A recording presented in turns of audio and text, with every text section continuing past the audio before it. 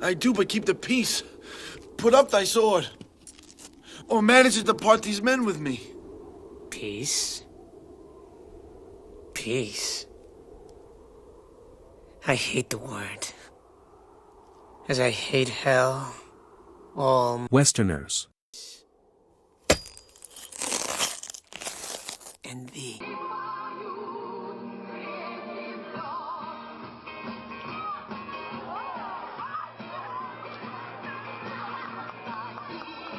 So basically, when you're a person familiar with Russian history and politics, and you watch Western leaders try to negotiate peace with Russia, it's kind of like when you were a kid and maybe you had some younger sibling or cousin or something, and you're made to let them play on the Nintendo, Xbox, whatever you had at the time, and they just kind of really suck at video games, and you have to watch them play some game that you're really good at, and they're just doing terribly at it, right? Or just imagine like even a grown man who considers himself a avid gamer, and you have to watch this guy die to a tutorial boss.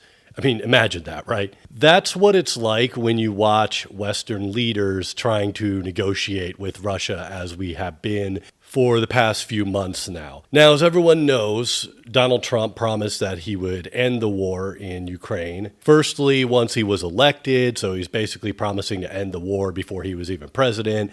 But if we're charitable, maybe he meant on day one of his presidency. So basically January 20th earlier this year, or maybe the 21st, give him a day to settle into the White House again and everything. And of course, he didn't end it then either. And then maybe in the first 100 days, he'd end it. And of course, he hasn't. And now basically where the Trump administration is talking about just backing out of the negotiations altogether. They're saying if they're not interested in peace, then we're just going to declare this not our war and back away, and we're not going to mediate. I'm thinking like, thank you.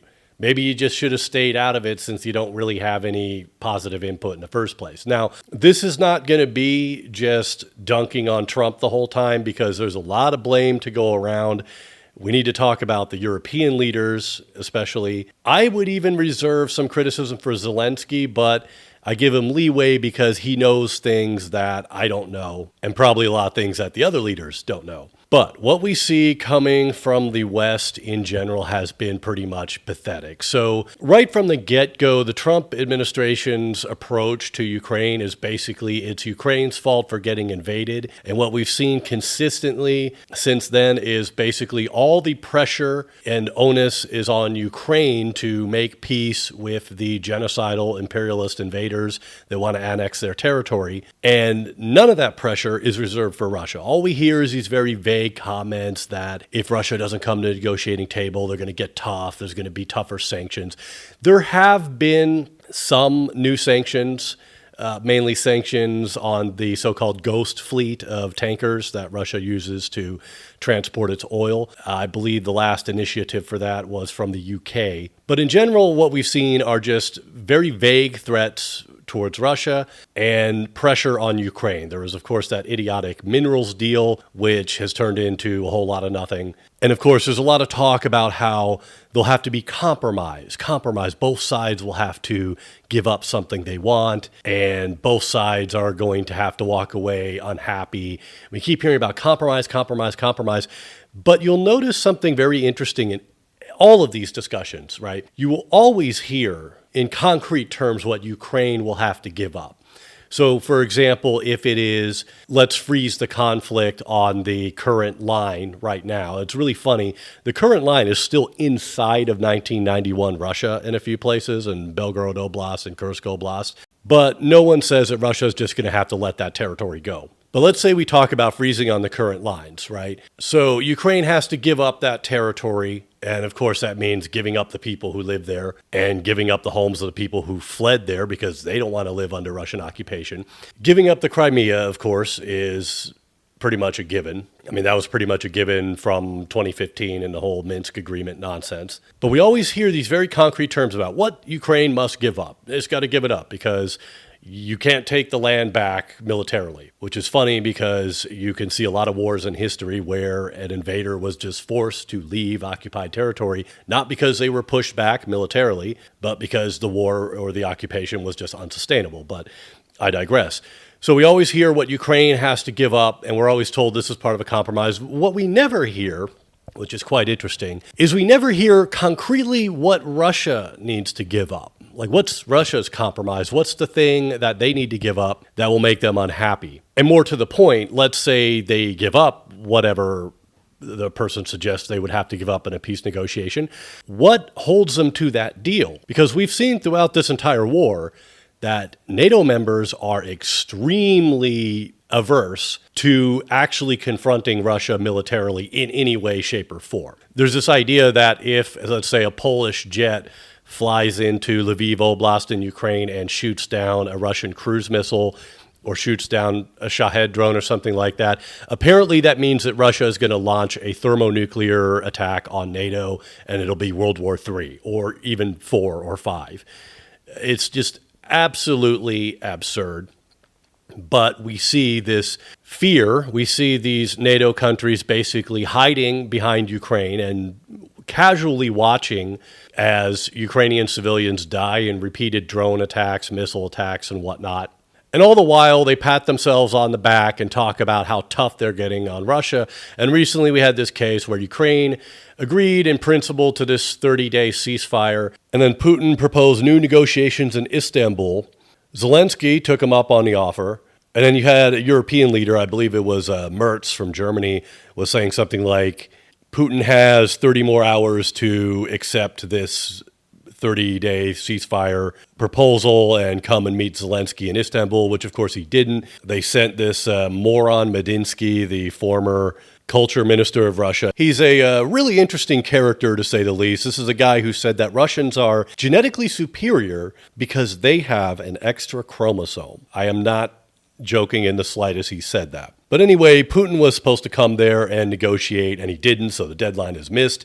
And this will not surprise you at all, but all those European leaders who were threatening really tough sanctions this time, as far as I know so far, nothing has been passed. It's being discussed, but this kind of stuff has been discussed for years now. Meanwhile, Medinsky and the Russian delegation in Istanbul basically just laid out the same thing they laid out for Ukraine in April of 2022 in Istanbul, which is basically surrender. They said, give us these territories that they don't even fully control at the moment. Ukraine obviously refused all this, and they said, well, next time it'll be 5 territories that we demand. And it's like, yeah, well, you got to take Pokrovsk first, buddy.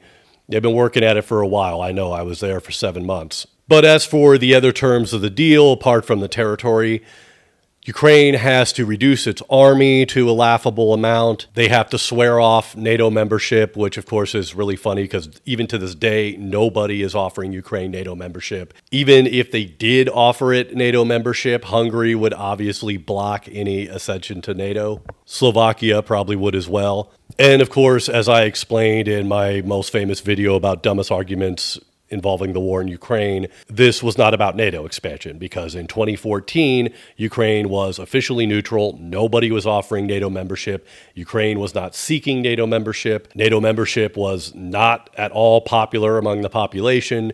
The new post-Maidan government publicly said, we are not seeking NATO membership. Obama and Merkel had previously blocked Ukraine's last actual bid for NATO membership. And what did Russia do? Russia attacked and annexed territory anyway. One more provision that the Russians insisted on is that there be no foreign weapon deliveries to Ukraine. So it's pretty obvious what they want here is they want Ukraine to basically retreat, give up its territory. Russia gets a nice position on the Dnipro River there, possibly across the Dnipro River as well. Ukraine has a small army with no foreign weapons, no NATO membership. There can be no foreign peacekeeping troops in Ukraine or something like that. So basically what happens is Russia goes and rebuilds its army, let's say over the course of about 5 years.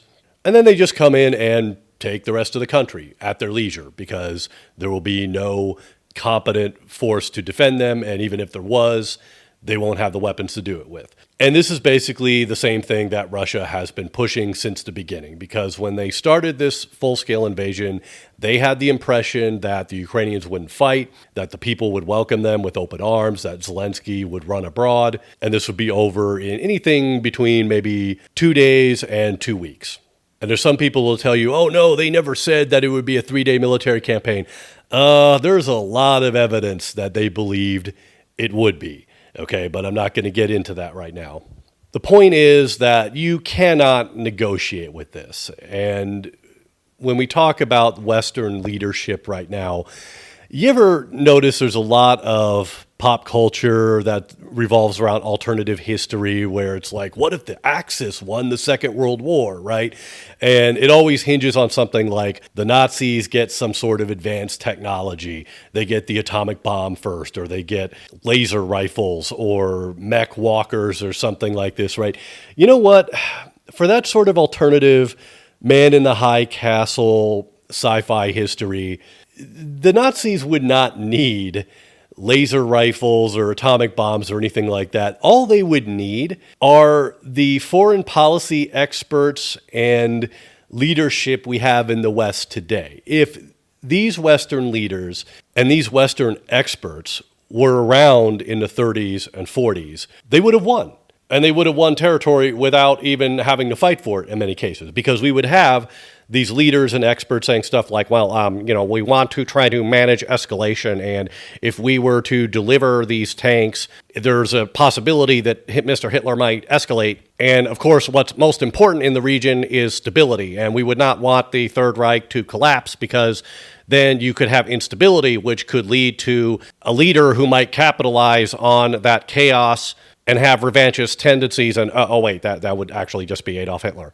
All right, but you get the idea, okay? We were supposed to learn after the Second World War that appeasing revanchist dictators, expansionist dictators, does not work, because the reason Hitler became such a problem and launched that war was not because they were being too mean to him, not because they were being too tough on him, but because they were acting in a cowardly manner. When I say they, I mean France, Britain, to some extent the Soviet Union, but that's a very complicated topic. But basically, here is this guy demanding land, grabbing the land, and facing no serious consequences for it. So that by the time when they finally did draw a real red line in Poland, well, at that point, the war turned into something much, much worse, because Germany was much more powerful then. This time, they managed to solve their age-old problem of resources and a sea blockade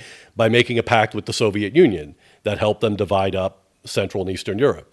If leaders had stood up to him in the Sudeten crisis, it would have been a very different story. Now, there are some pundits and commentators out there who don't like it when you compare this to Munich in 1938. And I'll say, you know what? You're kind of right, but not for the reason you think, because here's the thing. Neville Chamberlain, you could say he was a coward, and he was definitely an appeaser. But to his credit, his mindset was that Britain was not ready for a war. Now, I think if he truly understood the quality of Czechoslovakia's army at the time and had maybe a little bit more courage, then he would have done the right thing. But the fact is that Chamberlain's thinking, as shameful as his actions may have been, his thinking was motivated by the idea that they need time to build up their forces for a major European war. And if you look at the way the British Expeditionary Force did in the early phases of the war, you can really see that he was kind of right, at least in the sense that they weren't really ready for it. What he simply didn't realize at the time is actually the Germans, the German general staff, they really didn't think they were ready for war either. And if they had been pushed in 1938, it's very possible that the wider world war could have been avoided. Now, by shameful comparison, our Western leaders today don't really seem to have a good rationale for why they have been so pliant and cowardly in the face of Russian aggression. These people are not preparing for war with Russia. They say they are. They are ramping up defense production. Thankfully, they are, in some cases, giving some of this new material to Ukraine. But they really do not want to fight Russia. And they are hoping against hope that they will never actually have to push back against Russia, no matter what Russia does to them. All the hybrid warfare campaigns they have done, they have carried out numerous assassinations, sabotage attacks on European NATO member soil. They have used a chemical weapon, a nerve agent, on NATO soil in the UK. They blew up an ammo depot in the Czech Republic in 2015, killing, I believe, 2 employees of that facility. And whenever this happens, I just think, what would they do if there was a small Muslim country that had been organizing nerve agent attacks, radiological agent attacks, that goes way back to 2006, targeted assassinations, bombing, stuff like this? What would these NATO member states be doing, especially if this hypothetical poor Muslim country didn't really have a great air defense system? I think we know what would happen. There would be a regime change war, basically. There would be probably, at the very least, airstrikes, and then there would probably be a ground invasion. But Russia is run by white dudes in suits, so they get away with all this. So let's stop talking about counterfactuals and hypothetical situations for a moment. The most idiotic thing that is going on lately that I've seen repeated again and again in this saga is with the meetings in Saudi Arabia, for example, involving the U.S. and Zelensky, and the more recent meeting in Istanbul. What we keep seeing the European leaders saying is, now we can see that it's not the Ukrainian side that is not interested in peace. This shows that Putin has the ball in his court and he's not really interested in peace. And my response to that is basically no shit. I think a lot of these European leaders are terrified of the idea of actually defending themselves, that they will actually have to deal with Russia in a way that doesn't involve buying their oil and gas and taking in all that stolen money for luxury property that belongs to the families of Russia's elite. And so what they want is the United States to solve things. And right now we have a very isolationist and, quite frankly, incompetent and insane president who has no interest in that. But they still believe they can somehow convince him. They think that this is all just a question of Trump being misinformed, that he doesn't know Putin well enough, which is kind of true. But they think if we could just show him how obstinate Putin is being and how stubborn Putin is, he'll see that Putin's not interested in peace, and then he'll have to do something. And what we've seen from the U.S. side, we've seen a little bit of vague talk about sanctions, but most of what we see is carrots offered to Russia. Easing of sanctions, a reset in relations. This is just like the Obama administration, basically, from the beginning. Every time it's like, bro, we just need one more reset with Russia. Like, we just gotta jerk them off enough until they realize we're not their enemy. We want to be their friends. And then they'll stop acting this way and we'll get stability. We just need to show them, need to invest more money in Russia. And it never works. None of this works. It's not working on Trump. I don't know how Trump really feels when he talks to Putin. He's not a very happy guy. I think he has a personal affinity for Putin. I think he likes Putin or is impressed by him in some way. I don't believe for a second in this theory that, there's compromat. They have something on video. Let's be honest, okay? If there was a video of Trump doing something untoward in Moscow when he was there, and that video got released, which by now I don't see why it wouldn't be. Do you think Trump's base, for one thing, Trump doesn't need to worry about his base anymore. Like, he's not running for election again. He's either going to be president for life, installed, or he's just going to leave politics. And if that video were released, his supporters are not going to desert him. Like, if there's a tape that comes out of him getting pissed on by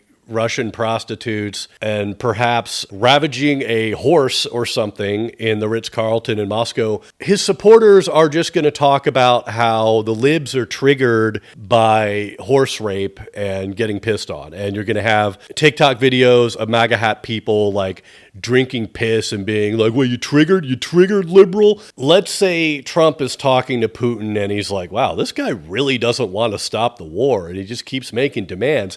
That doesn't mean Trump is going to get so insulted and angry that he's going to suddenly get tough on Putin. What it looks like more to me is that when I look at Trump's statements and reactions to a lot of this, it looks like he just is realizing he's out of his depth and he can't get what he wants. He wants Putin to stop and give him a win. Putin's basically saying no, and he doesn't want to go against Putin, so he's just going to back away from the whole thing. And I will say this, if anyone thinks that just because, let's say, the U.S. doesn't approve new aid, because all the military aid that's coming right now is stuff that was authorized under Biden, and we don't know if Trump is going to increase aid or add any. He does seem amenable to allowing sales, which is fine because Ukraine can pay for weapons. It's also good that he's not intervening and blocking the transfer of weapons from other countries, because a lot of people don't know that is a thing with weapons. When they're sold somewhere, there's something called an end user agreement, and usually you cannot resell those weapons or give them away without the agreement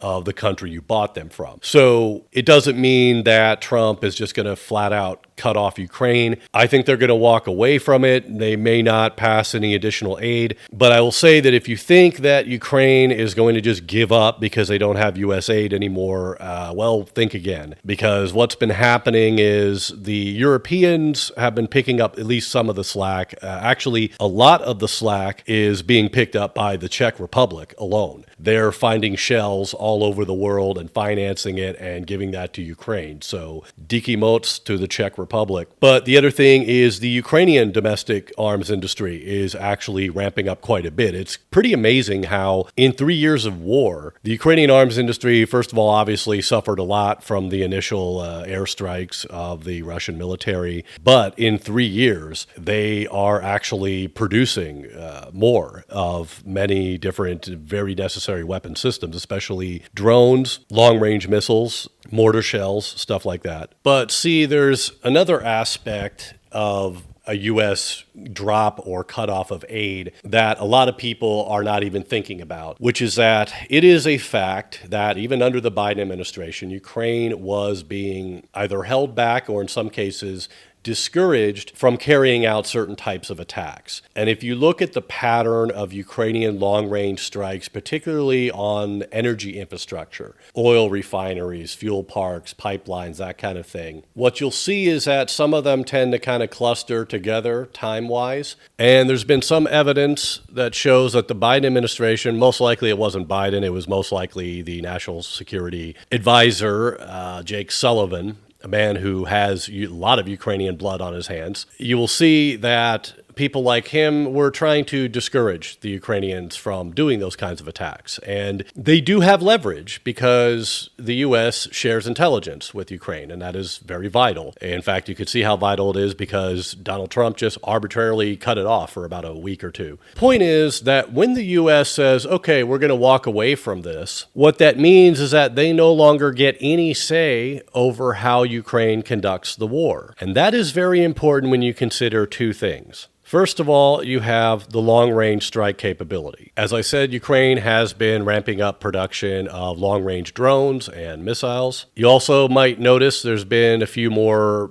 I'll say slightly more frequent assassinations of Russian VIPs, typically high-ranking officers in Russia. And when you no longer are depending on the CIA for intelligence sharing, in fact, honestly, Ukraine can't depend on the CIA anymore. They really need to be compartmentalized because look who's in charge of the director of national intelligence. It's Tulsi Gabbard, the Assadist Russian asset. But when you don't have to rely on them and they say, go your own way, well, guess what? Ukraine goes its own way. What that means is it's basically open season on Russian oil infrastructure, Russian oil tankers, Russian VIPs, because apart from the long-range strike capability that Ukraine has been increasing, there is also the covert aspect. All I can say here is that plans exist, and plans don't seem to have been implemented, on at least not on a wide scale. What they have done is generally confined either to occupied territory or to Russian Federation soil. And again, U.S. pulls out, they get no say in what kind of operations Gore gets up to. So with that in mind, when you look at the U.S. potentially just pulling out of negotiations and just minding its own business, this can actually be a positive thing for Ukraine. Actually, I'm starting to come around to the idea that the thing that is most dangerous for Ukraine right now is all this kabuki theater surrounding peace negotiations, not only because of the U.S., but also the Europeans, because the Europeans are playing along with this whole emperor's new clothes nonsense. And I have to say that's where I have a little bit of irritation, let's say, at Zelensky, because Zelensky seems to be playing along with all this, and I'm concerned that as Ukraine basically approaches this in good faith, which is very stupid because they are dealing with Russia, which never does anything in good faith. As they approach this in this manner, it could potentially put Ukrainian troops at risk. If there's a unilateral ceasefire just to show as a goodwill gesture, this could lead to serious impact on the front. For those who remember the Donbass War, the Ukrainian side was the first to propose a unilateral ceasefire. It was in the summer of 2014, right after they had retaken a lot of territory. They had kicked the so-called rebels out of Slovyansk and Kramatorsk back through Konstantinivka, and then they proposed this unilateral ceasefire, and they actually did a ceasefire for like a week. The idea was that the other side would come to the negotiating table, which they never did. However, you can forgive Poroshenko for offering that unilateral ceasefire at the time. Actually, there was an earlier ceasefire before it really turned into a war around April, where the Ukrainian side said, look, we'll start talking about autonomy and all this stuff like that if you'll just lay down your arms and get out of those buildings. And it was starting to work, and then you had Igor Girkin show up with a bunch of Russian mercenaries to make sure that this would actually turn into a war. But in the summer, when Poroshenko offered that ceasefire, he could afford to do that. I think the whole country could afford to do that because Russia didn't want to actually do a conventional overt invasion at that time. They wanted to maintain this idiotic, plausible deniability that these were just rebels in Ukraine and it's a civil war. And of course, in that same time period, the Russians did a conventional invasion as well, famously leading to the Battle of Ilovaisk. But that was mainly because their whole paramilitary AstroTurf rebel army was getting its ass kicked. In the current situation, it is much too dangerous for Ukraine to adopt these unilateral actions, and that makes it all the more egregious if it is the case that the U.S. or Western European leaders are pushing Zelensky into these unilateral ceasefires. Because again, the rhetoric of the different leaders varies between, let's say, Trump and maybe Starmer or Merz or Macron. But what we constantly see is that all the onus and responsibility is always on Ukraine. Ukraine has to show it's willing to sue for peace. And this is nonsense because it should be painfully obvious to anybody that it's the Russians who are not interested in peace. They started the war in 2014.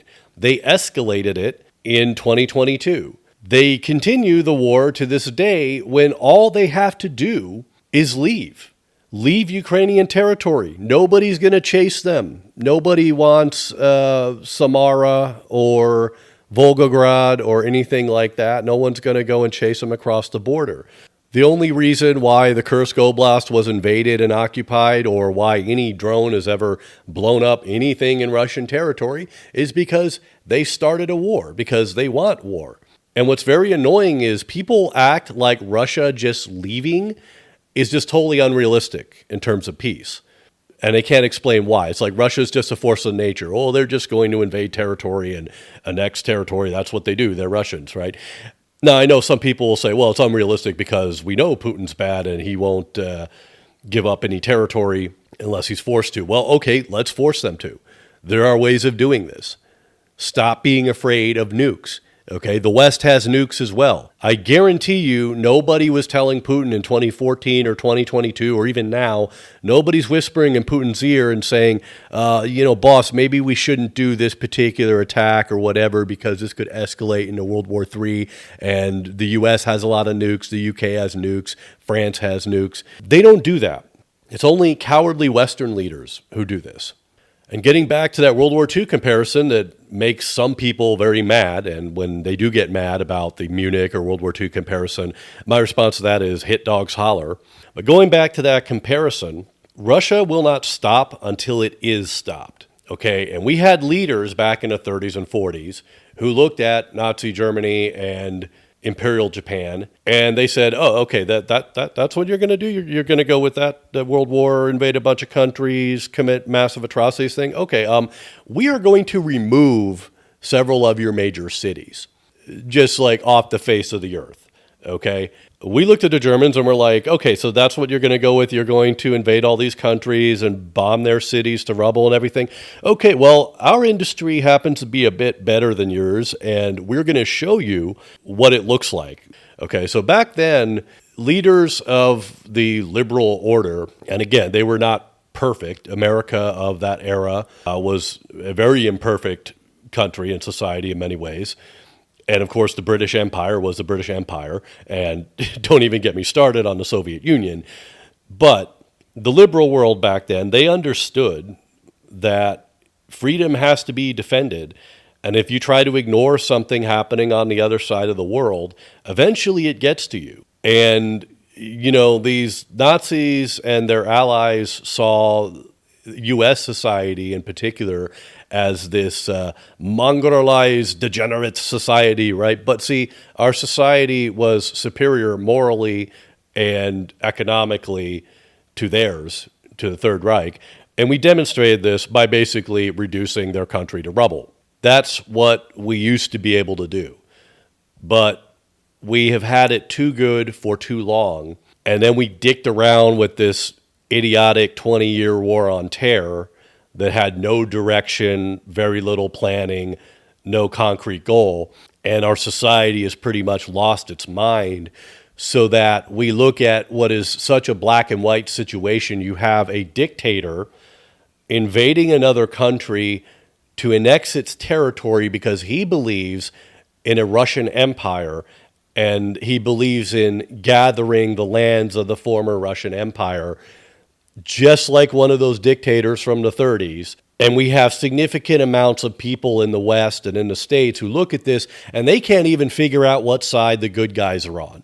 They're like, well, what is the Russian perspective on this? Were they threatened by NATO? This is going to shock you, but did you know that when the Nazis invaded Poland, and pretty much every country they invaded, you know, they always had some bullshit excuse as to why it was totally justified, that it was really a preemptive strike because they felt threatened. Now, there was a time when this argument wouldn't convince anybody. But nowadays, we've got so many people that have things so ass backwards that I think a lot of people you tell that to would just be like, I never knew that about Nazi Germany. Oh, no, maybe they had a point too. I mean, that's really the way. I don't want to bash a certain generation of people, but that's really the kind of thinking that you see these days, especially when you go on YouTube and you see stuff like Zoomer Historian, but that's another matter. That's something that's going in an anti-Verbu video. But as you can see, watching this whole process is very frustrating, especially when you live in Ukraine and you live with these air raids and the drone attacks and explosions and stuff like that. Even when I was at the front, like, it's easier to deal with, I think, because you're doing something about it. You hear about this stuff going on, but then you rotate out to position, you fly some drones, you explode some Russians, and you're like, well, I'm paying them back, right? And so if you're wondering, if I can say one more thing about this whole peace process, if you're wondering about how much stock I even put in this, I am not assuming the war is ending anytime soon. In fact, I'm signing another contract to go back into the military. And before any longtime fans, all 6 of you probably, before any of you worry that this is going to delay the second episode of the Anti-Verbu series, which you've probably seen, I released a teaser trailer for it. The good news is I've been working very hard on that script. The unit I will be going into, I haven't even signed the contract yet, but I will not be constantly deployed like I was in the last unit. So it could delay things, but not for an extended period of time. So if you've been waiting a long time for the second Anti-Verbu episode, and I know many have, I've been getting asked about that constantly, I say blame Vladimir Putin. Okay, he can have peace, but he doesn't want it. And I can honestly say it was delayed largely because of this war. But for my part, I want to thank all the viewers who have been patient for that. I especially want to thank all my patrons who have stood by me through this whole ordeal. If you want to become a patron, look in the description below. There's a link to my Patreon page there. If you happen to be a Ukraine supporter, I've got a lot of fundraisers on my video for Razom for Ukraine, and there's a lot of good fundraisers out there that will get stuff directly to units. So keep sticking up for Ukraine because this war isn't going to end anytime soon. Russia is not offering peace. What they're doing is begging for surrender. They want concessions so that they can basically march in and take the rest of Ukraine at their leisure, which is what they thought they'd do in February 2022, and it didn't work out for them. And you know something, I don't like to wax philosophically too much here about politics, but what I'll say is that I really think the main conflict in the world today that we see is between authoritarians who want to establish dictatorships. Those dictatorships may take on the aesthetics of a right-wing ideology or a left-wing ideology, but it all comes down to the idea that there should be this strict hierarchy where the naturally superior people should be above the law and they should be allowed to use the state to enrich themselves and their families. That's one side. And on the other side are people who are democratically minded and believe that power should be held accountable, that power should be limited, even minimized over the individual. And let me tell you that the first group, they have a lot of advantages. They have the advantages of force, of money, wealth. But I believe that people who desire freedom and accountability outnumber them. And the biggest problem is that we just don't know our own strength. We have to discover our own strength, and we have to have the will and the courage to apply it, just as our ancestors did in those great conflicts of the past.